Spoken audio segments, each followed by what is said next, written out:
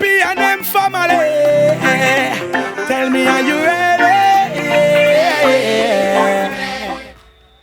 Thank you very much, Assistant General Secretary of the People's National Movement, Mr. Daniel Duki, Party Field Officer, Mr. Indar Parasram, Elections Officer, Mr. Foster Cummings, all of them from Central Trinidad. The next Member of Parliament for Couva South, Councillor Alif Mohammed. The next Member of Parliament for Couva North, Mr. Richard Agunanan. The next Member of Parliament for Caroni East, young Ms. Sarah Alicia Boudou. The next Member of Parliament for San Fernando West, Mr. Faris Al-Rawi. And in the audience tonight, we have the next Member of Parliament for Caroni Central, Mr. Avidar Singh. And alongside him, the next Member of Parliament for Chaguanas West, Ms. Abigail Nandalal. The next Member of Parliament for Tabakit, Mr. Phil Chan. The next Member of Parliament for Pointe-a-Pierre, Mr. Neil Mohammed. And all of that is predicated on the understanding that the people of Trinidad and Tobago, regardless of your race, color, creed, class, station in life, or geographical location, that you would take the responsibility for saving Trinidad and Tobago. What the PNM has done is to ensure that as a political party, we stay true to our commitment to all the people of Trinidad and Tobago. And that is, we maintain an organization that is worthy of the name People's National Movement.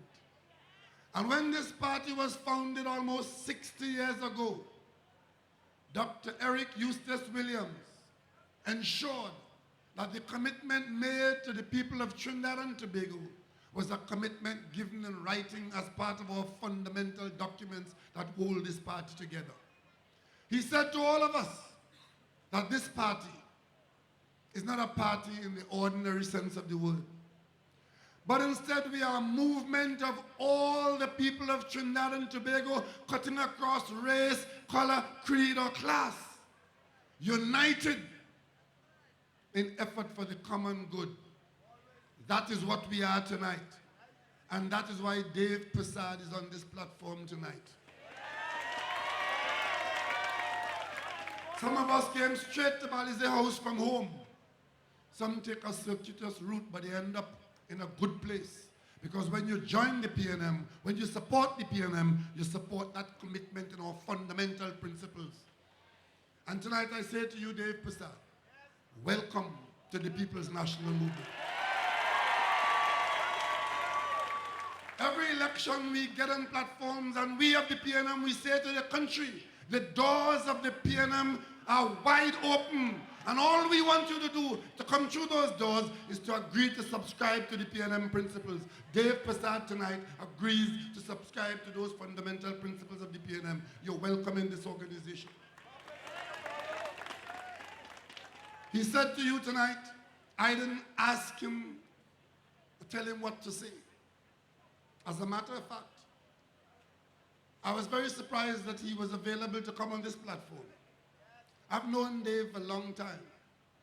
I was Minister of Agriculture when Dave was a loud voice in the sugar union business in Caroni. And Dave would know that Caroni Limited was a state enterprise created by the People's National Movement. All those sugar companies that the government bought, the PNM government, bought them and brought them together under the name Caroni 1975 Limited. They were private sugar companies, each with their own factory and their own lands, private lands. I want to ask all those people who make a career of lying about the PNM and its role in the sugar industry and those who worked in the industry. Had the PNM not bought those private lands and created Caroni 1975 Limited that became state lands, all of you who now living on Caroni lands legally and illegally, would you have had those lands available to you? If those companies had retained ownership of their private lands, how many people today on Caroni lands in one way or the other would have been on those lands? Just ask that question. I was the Minister of Agriculture when the sugar industry was approaching its dying days, because the industry was heavily supported by the taxpayer. And throughout its life, the PNM was supporting the sugar industry 100%. Caroni had run up a debt of $2,000 million. That is $2 billion. And under my stewardship as Minister of Agriculture, a PNM minister, to take the burden off that company, I took the note to the cabinet to write off that debt. $2 billion written off. I led a charge and brought Basdio Pandey as head of the union, brought the company and the government to sign the historic tripartite agreement to give the sugar industry a chance to live a bit longer. Because it was living on government subsidy plus preferential treatment in Europe and in the United States where we sold our sugar.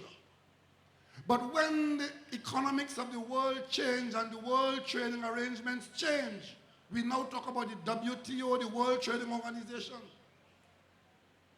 When those changes made, we knew and we were told by those who were paying the higher price for our sugar in Europe and the United States that we will stop doing that.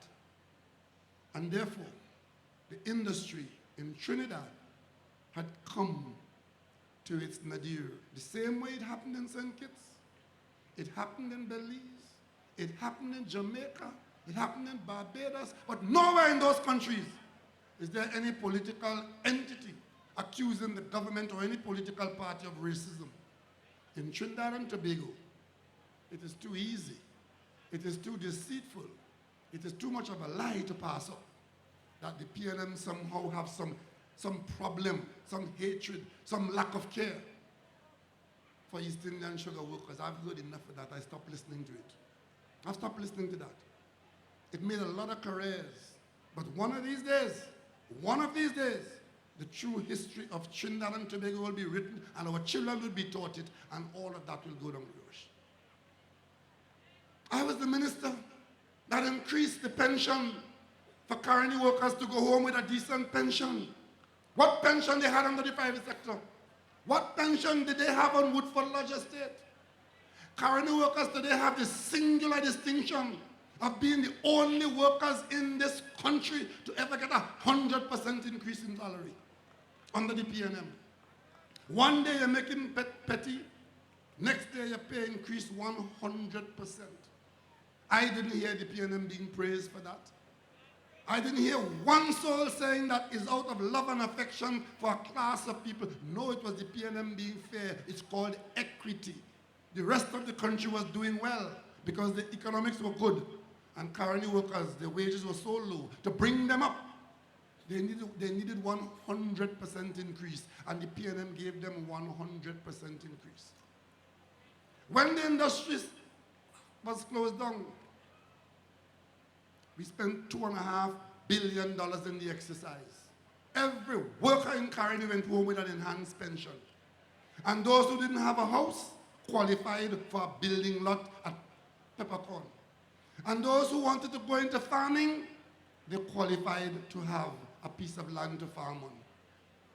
Where else did that ever happen in Trinidad and Tobago? But every election, this has to be an issue. When is it going to end? When is it going to end?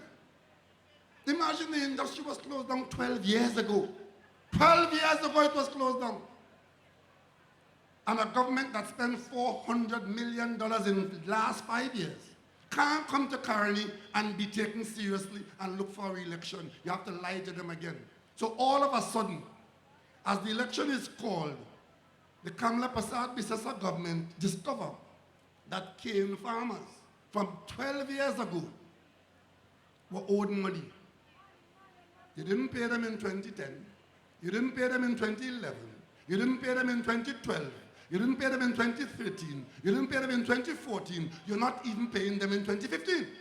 You're promising to pay them $75,000. But you're going to give them 1/3 now, and they'll get 2/3 after the election. And you know what? That payment has nothing to do with the election, you know. It has nothing to do with election. It's just that you owe these monies and the PNM hate you and didn't give you.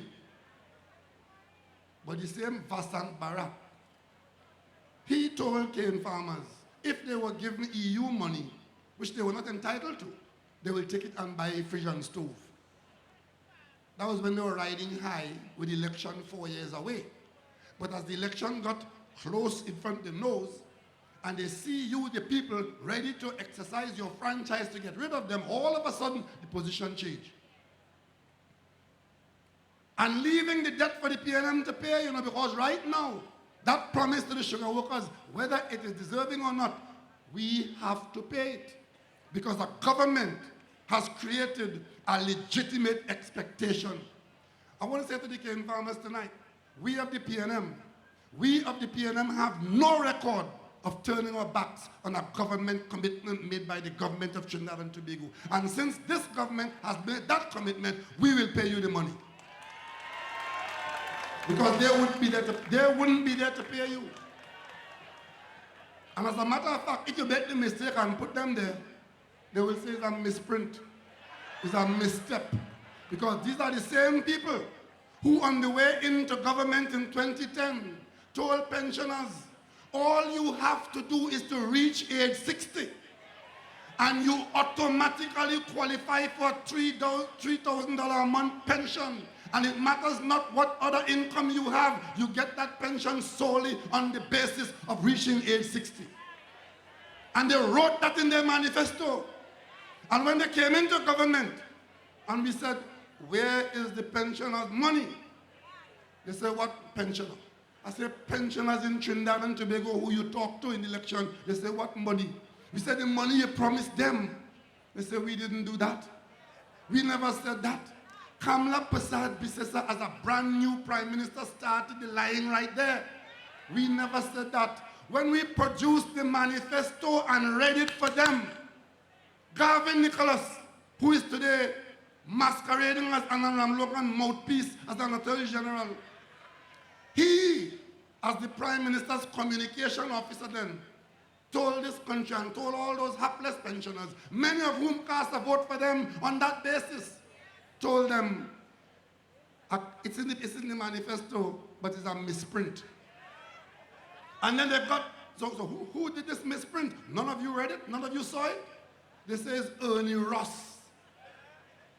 Ernie Ross of the PR fame make millions under this government to tell you foolishness. He misprinted it. And he came out and said, yes, it was my fault, I misprinted it. But if you're getting all those millions for talking stupid, you could talk that too. But I could tell Mrs. Kamla Prasad Bisesa and Gavin Nicholas something tonight. Pensioners not forgetting all you, they're waiting for you on the 7th of September for those lies you told about that pension. And when we come into office and we say that we are going to look at the cap which prevents pensioners from getting a little more money if you're getting NIS, they want to kill us asking me where the money going to come from. We of the PNM said, way back under Patrick Manning in the early days in the last administration, that all persons earning $60,000 or yes or less per year will not pay any income tax. Once you're earning $5,000 a month or less, you do not pay any income tax in this country. That was a PNM initiative. The understanding was that if you leave as much money as you can in the hands of persons in that bracket, they don't save much of that money. They spend it to keep themselves whole and their families whole, and that is what drives the economy. And if we want to do that then, what has happened over time and with the increases that pensioners, that workers have got, some of those workers, many of those workers are now graduating over that 60,000 limit. So one day you're at 60,000, you pay no tax. The next day you're at 61,000 and you suddenly have a 25% tax to pay. That overturns the entire understanding that those persons should really be tax-free. So we come out and said, what we will do is to raise the limit from 60,000 to 72,000, which means that if you were held back from paying tax at 5,000, now the limit is 6,000. If you're getting 6,000 a month or less, you still pay no tax. All of a sudden, their friends from the university talking about, you know, the whole calamity going to happen and the country going to be overturned. And I have 3 UWI degrees. And I feel as though I'm robbed. Because my degrees are feeling so devalued when I hear that kind of nonsense coming out of UWI. But you know, where the money going to come from to give you $1,000 more? Where the money going to come from? All of a sudden they know about where the money going to come from. I want to tell them where the money going to come from. It's going to come from the same place all your thief all the money for the last 5 years. Same place. And these people who want to know how it's going to be paid for and how it's going to be paid for, I went up to Valencia and I told the people of the eastern counties from Valencia all the way to Toco that we'll build a road. A road.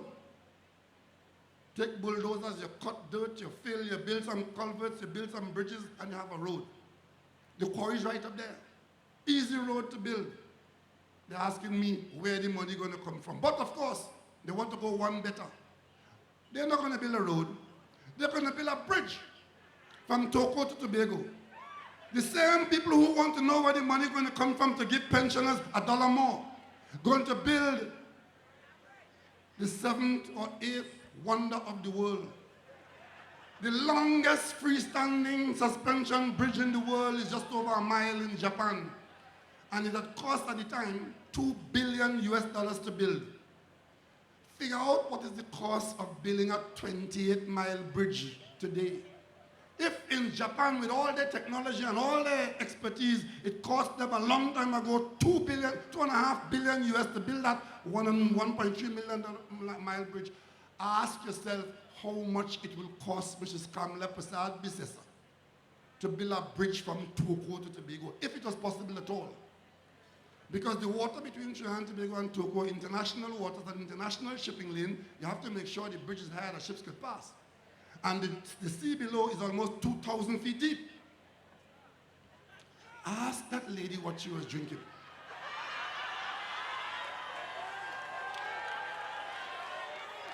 But at the time of merriment, nobody wants to know the cost. We are saying to you here, the people of Trinidad and Tobago, if you put good governance in place, if you put honest people in place, we will find a way to prevent the waste, and we come in with a commitment that corruption will find no place in our order, will not live in the cabinet, and your money will be spent on you. That's what we give you. So you want more of what they're doing, you vote for them. You don't want that, you want good governance and a chance to have this country give you the best opportunity for quality of life that Trinidad and Tobago could afford, you vote for the PNM. It's as simple as that. And they will not speak the truth to you if the truth stands up in their face and calls itself their grandfather. I don't know what they have with the truth, from Prime Minister to Padarat. They don't want the truth around at all. Imagine, they got up, the press asked me about property tax. I responded by saying that we have nothing to do because this government has already done what they have to do. The Minister of Finance Imagine a man controlling your money. A man who is in charge of all the money in this country. A man who is corporation sole, which means that he is the shareholder and owner of every single asset in the state enterprise. Petrotrin, NGC, he is corporation sole. And that man's word to you is so frequently untruthful. How comfortable are you with that? A minister of finance not telling you the truth. You understand the predicament that you are in? So he jumps out and says, I'm lying and I'm causing panic. I didn't know that paying land and building tax is enough to cause panic in Trinidad and Tobago. But he's saying that. And he's saying I'm lying. Well, okay. I'm accustomed to them saying bad things about me. Because there's something about me that attracts bad things from them.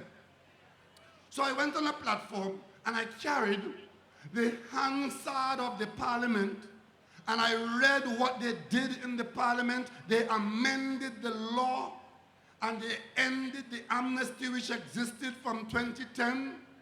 They ended the amnesty in December 2015. So if something is going on and you pass a law for it to stop in December, what happens in January? And it starts back. Let me repeat that. If there's a law saying that something should happen, you give a waiver from 2010 to 2015. You pass a law and says it ends in 2015, December 31st. What do you expect to happen in January? And Larry, how I figure that all of you here, because your parents cut cane, and some of you might have cut cane, and some of you just plain dumb, you wouldn't understand that. Because you see, they misbehaved so much in 2010 on this thing called property tax that they now cannot face what they have done. They spent 5 years telling you they will abolish it. I'm telling you again tonight, they did not abolish it. They simply amended the law to end the amnesty, and it ends after the election, and after the election, they expect to be there enforcing it. It's as simple as that. Why didn't they put it to end before the election? Why? And let me tell you something. They're now saying, oh, we will never do that. I read exactly what the man said to the newspapers and what he said in the parliament and the amendment that they put there. Oh, this morning he said, it never came to the cabinet in the last 2 years. No, we know that they brought Section 34 to the parliament. And when we ask, how did this happen? Did this pass through the cabinet? Did it pass through the Legislative Review Committee of the Parliament, chaired by Prakash Sharma? Up to now, they wouldn't answer. So Larry Hawaii would like us to believe that when he came to the Parliament in 2015 and enacted a law to end the amnesty in 2015, December 31st, he did that on his lonesome without knowledge and or consent of the cabinet. That is what Larry Hawaii wants us to believe. Because if that is what happened, then we are in a tighter monkey pants than we think. Because if a minister of government could come to the parliament and enact a law without reference to the cabinet, then understand where we are. But I think he's just not speaking the truth. I think he's just plain and simple, once again, not speaking the truth. That is the same man who came to the parliament and wrote the speaker. When I raised in the parliament that he had questions to answer about insider trading, I filed a motion in the parliament and I was prosecuting the motion against him where he was in difficulty for the act of insider trading alleged against him. He wrote the speaker some letter, and between he and Wade Mark, we in the parliament, and we hear that the judiciary take action of some kind against the parliament, and the speaker ruled against Jack Warner. He can't talk about it, and the whole motion collapsed. Remember that story? And Larry Howe sat down right there and know that the speaker was not speaking the truth. He put the office of speaker. The office of speaker was seen in this country to be occupied by a person who is not speaking the truth. And forced an unusual development. Wade Mark had to come to the parliament and apologize as speaker. Because Larry Hawaii put him in that situation, and Larry Hawaii sat down there with his holier-than-thou paper grin and watching the speaker end up in this callaloo. These are the people. I didn't make them up. They exist. They are in the cabinet of Trinidad and Tobago. Today, a lady from somewhere in the north got in touch with my office, and she sent me a document dated the 7th of May, 2015. She said she had been in occupancy of a piece of land somewhere in the east, near Ranbalaga, somewhere up there. And she has been paying $400 a year for this plot of land. The land is to be renewed in 2015, the lease. She gets a document from the Commissioner of State Lands. And listen to what the document says. Read letter of offer. The state has agreed to grant you a residential lease in joint tenancy for the parcel of state land comprising 0.329 hectares. That is 27,000 square feet. Just a little more than half an acre. On the Toko Road, in the county of St. Andrews, under the following conditions. Remember I told you the lady was paying $400 a year? Here are the new conditions. She has one or two options. She has one of two options. One, the lease be for a term of 30 years with option for renewal for a further term of 30 years at an annual rent of $29,225. This is for half an acre of land that she has been in occupancy of for the longest while. It comes up for renewal, and her fee moves from $400 to $29,225. And if she doesn't like that, arrangement of paying it annually on that basis, and they said after 10 years, they can now review the rent to raise it again, the lease, because it's renewable at intervals of 10 years. So after the first 10 years, she would have paid almost $300,000, and she now stands to have a new charge to go forward into the next 10 years. But if she doesn't like that arrangement, she could make a one-off payment.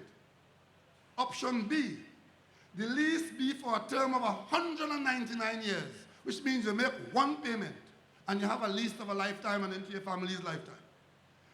And that you get that on a payment of a one-off payment of $835,000, and you simply pay a $10 a year after that.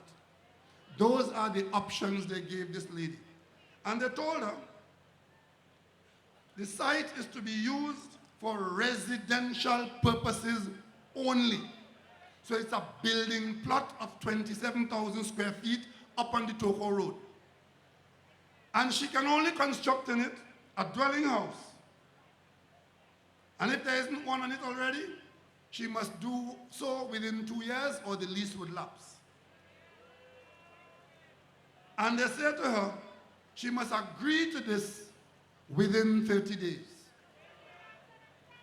I want to ask Larry Hawaii if the 7th of May 2015 is a period of governance of him and the KNC, the UNC, the partnership, whatever they call themselves, Alibaba and whoever. Who is the government in Trinidad and Tobago? When an occupant of a piece of state land that the charge was $400 is now being asked to do this. And these are the people who are telling you that I am lying to you because they have done nothing about property tax, because they would never do anything about property tax. In other words, they are trying to tell you that they have abolished land and building taxes. That's what they're trying to tell you. And those of us who are sane and sober who are telling you it's the other way around, they're calling us liars. This lady now has 30 days to respond, and it is signed by the Commissioner of State Land. The Commissioner of State Land acts on behalf of the government of Trinidad and Tobago. That is the same office. And I'll show you how Trinidad and Tobago is governed. That is the same office where a particular contractor come down in central Trinidad and the land that the PNM bought for you, the people, and created Colony Limited. A particular contractor went and surrounded and surveyed and fenced 27 acres. And when the newspapers pointed out that this person had just so surrounded and fenced 27 acres, the Commissioner of State Land, the same office that signed here, where this little old woman is now facing this, he said, well, they intend to apply for it. And when they apply for it, if they don't get it 27 acres, then they have to move the fence. You all remember that? I am not making this up. I want to hear you all. Did you all remember that story? That is how our country is governed. And these are the people who are asking for 5 more years to make the rich richer. I said to make the rich richer. I don't want to be misquoted.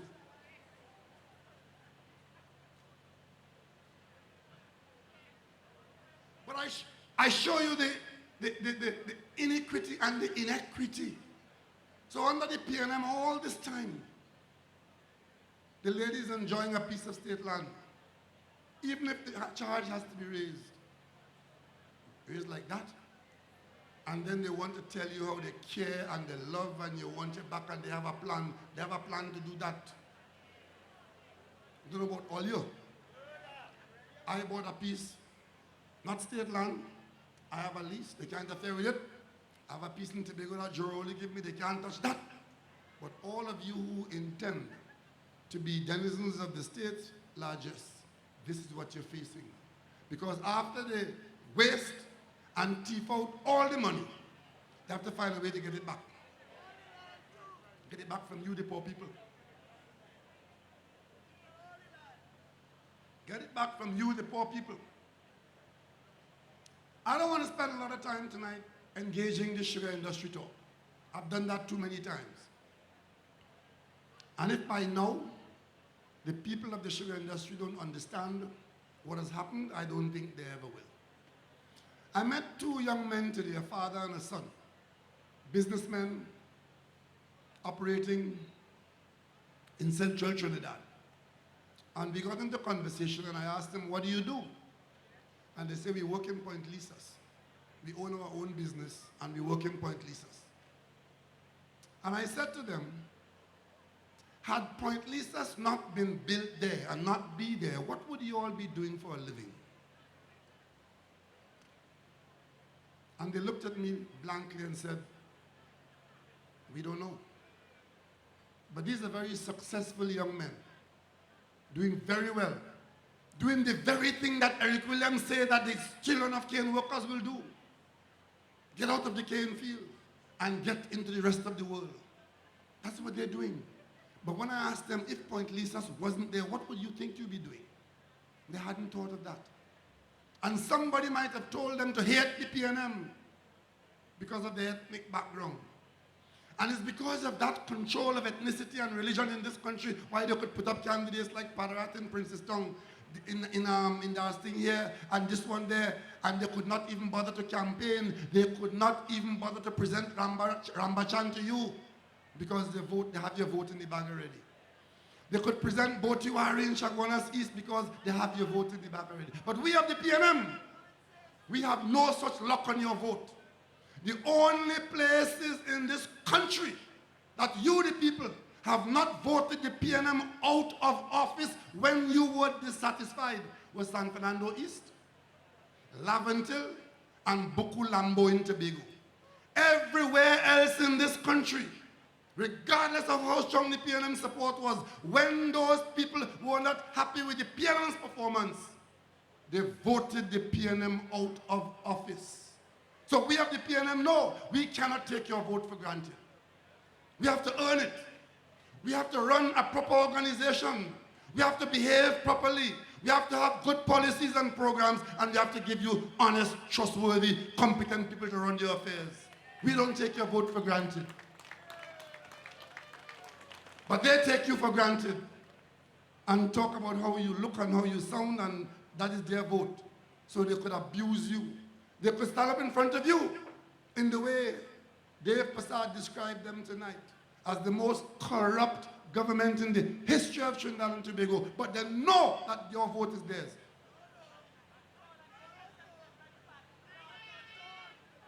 People of Central Trinidad, I say to you tonight, I take this job as Prime Minister to be the Prime Minister of all the people of Trinidad and Tobago, regardless of your race, your color, your creed, your class, or your social standing.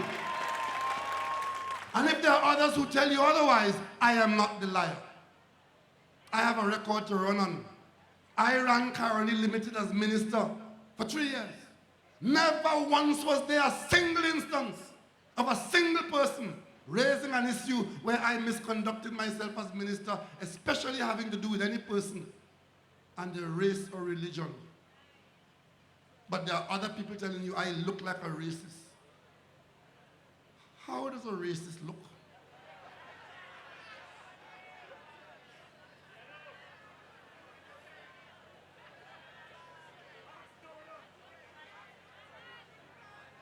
I make no mistake about it. Even if I didn't have a mirror, I would see who I am. I'm not a white man, I'm a black man. But for this to be part of a conversation in Trinidad and Tobago in 2015 is ridiculous. Absolutely ridiculous. My record speaks for me. I ran a department in the university where the majority of the staff were East Indians. Today they are all friends of mine and they treat me with the highest amount of respect. Because I treated them fairly and with respect and I love them all. I ran the National Quarries Company out in Sangre Grande. Same story. They can't say that. Their record don't speak like that. Their record don't read like that. So they have to paint a different picture. And they have to copy us, you know. You know, the other day, when we started this campaign, I decided I would go out into the communities and let people talk to me and my candidates. I'll go in a conversation and take 2 or 3 candidates, because I tell the candidates, you know, if you want to run for public office, you have to come out there and answer questions from the people you want to represent. You can't want to represent people and not be able to stand manfully or womanfully in front of them and answer their concerns. And most nights we talk like this, where I talk to you and you listen and you think. But those conversations allow you to talk to us. And we hear what your concerns are and how you see the situation. We did that once, twice, 3, 4, 5 times. The next thing I know, Kamala having conversations.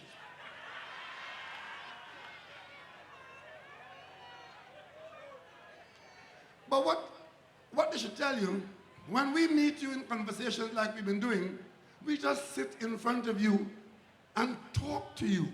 Unprepared, you raise your questions and we answer. If we have an answer, if we don't have an answer at the time, we tell you that. My best professor, Professor Skelding, I'll go to him with a question and he says to me, I don't know. And I'm saying, Professor doesn't know. And he says, yeah, but let's look at it like this. And after a while, you realize that he knows more than he's letting. And we find the answer. These people copying us, they're going out there. Did you see those 4 big television screens on the Prime Minister? So she come to have conversations and watching TV. What do you think was going on there? And you saw the questioners, certain particular little boys getting up to ask, what is your policy on health? What's your policy on education? What's your policy on smoking marijuana? And she answered all of them. And we are supposed to have fallen for that. We stupid so. I mean, I know they think we stupid so, but we stupid so. Tonight, while I'm down here, we of the PLM's campaign, we broadcast on, I think, 1 or 2 television stations tonight, an interview I did with Julian Rogers, where I sat down with Julian Rogers as a person aspiring to be Prime Minister of Trinidad and Tobago, And Julian Rogers, a very experienced media man who knows Trinidad and Tobago well, he questioned me and I answered. I'm not a betting man, but I'm taking a small wager tonight that before now and election day, I'm not going to sit down and talk to somebody.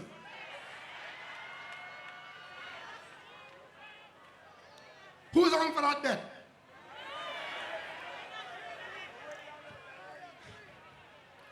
Between now and next week Friday, she's going to sit down to talk to somebody. Stand by. Because everything we do, she has to do. And this is the one with a plan. You have so much a plan that you end up with Rodney Charles running your campaign. You had a cabal riding roughshod over Trinidad and Tobago for 5 years. When time to go to the polls to produce Rodney Charles. And all he could do is to come on the television and talk about he come from the bowels of the PNM. I'm sure the PNM feels the relief of that movement.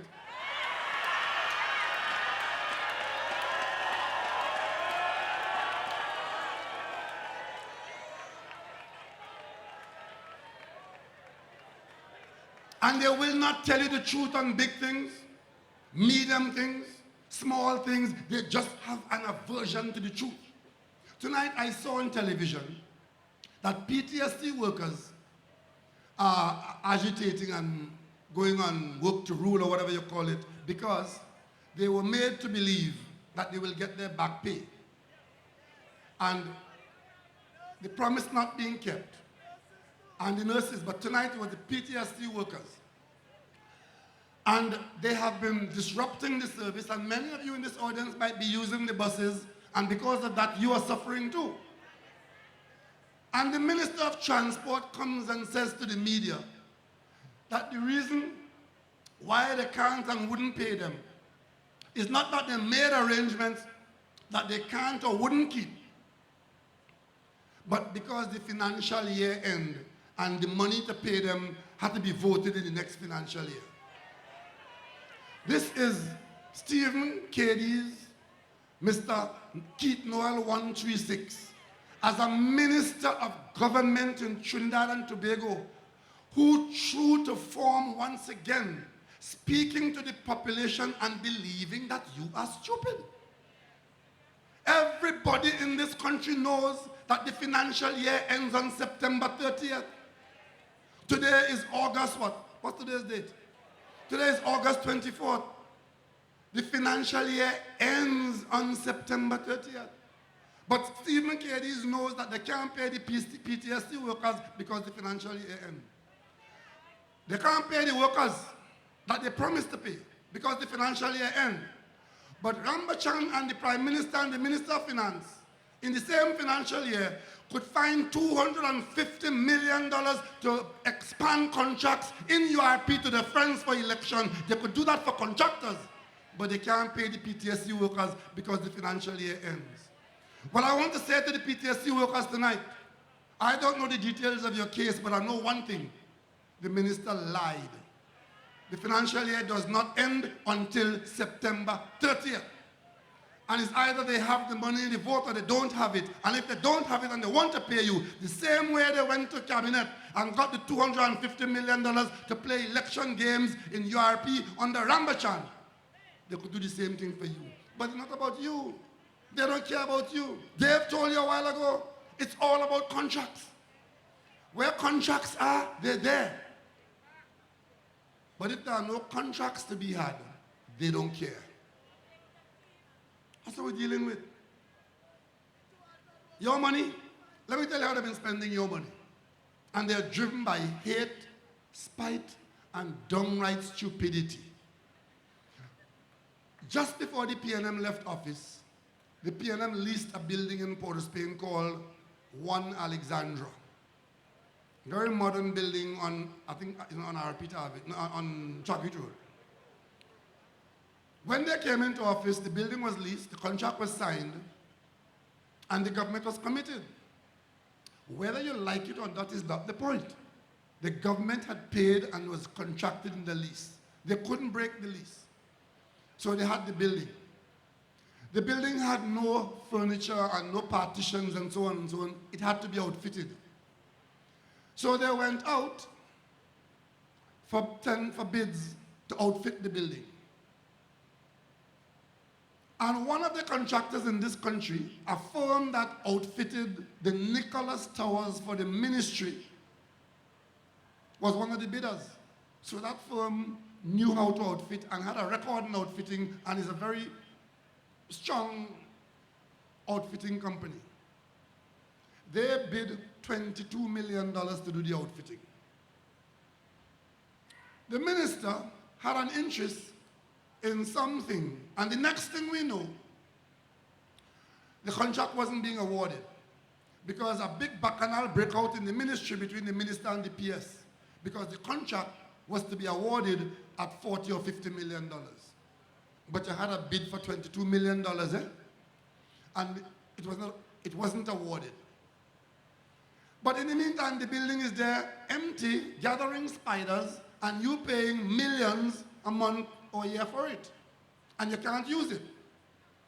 When they eventually awarded the contract, they awarded the contract for $75 million. This is a contract where they started out with a contractor who could do the job, offering to do it for $22 million. They awarded for $75 million.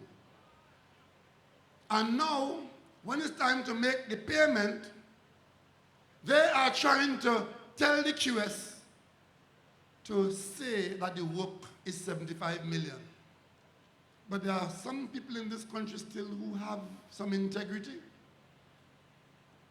And we wouldn't know what happened until the government changed. But that is their laying on it. But in the meantime, a building that was leased on your behalf in 2010 has remained there empty for 5 years. You pay millions to the landowner, and you did not outfit the building to use it. 5 years.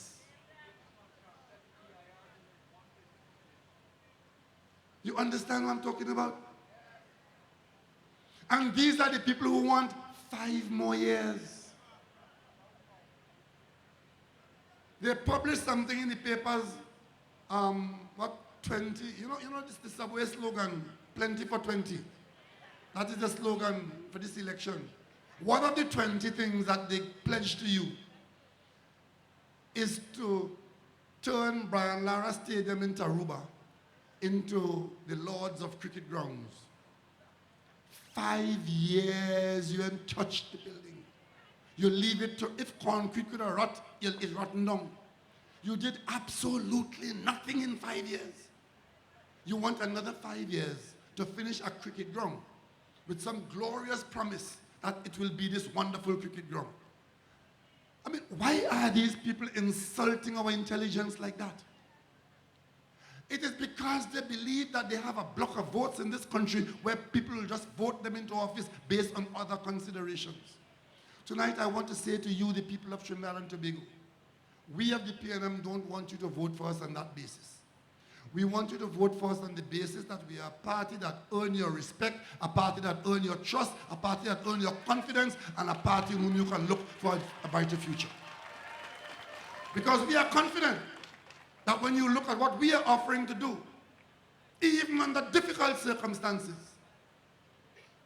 with PNM in office, with this team in office, with experience and youth, you stand the best chance of coping with the challenges ahead.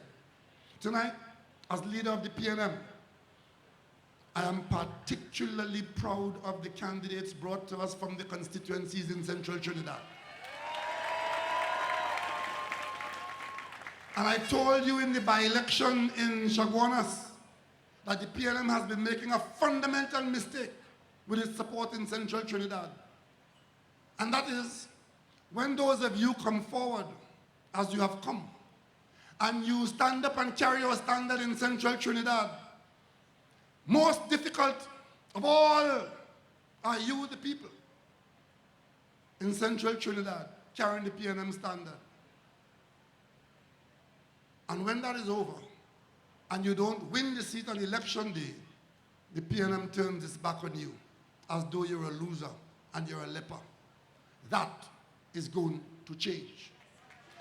In fact, it has changed already. I gave that commitment to Governor Singh, and I kept that commitment. And he's been in Parliament for 3 years, and he's one of the finest young people in the Parliament of Trinidad and Tobago today. I'm saying to you, stand with the PNM in central Trinidad and lift Trinidad and Tobago. We are one people, one nation, Trinidad and Tobago. Our policies and programs for local government, for health, for education, for transportation, they know no race, no color, no creed, no class. All they know are the people of Trinidad and Tobago. And I would be very surprised if the truth is told.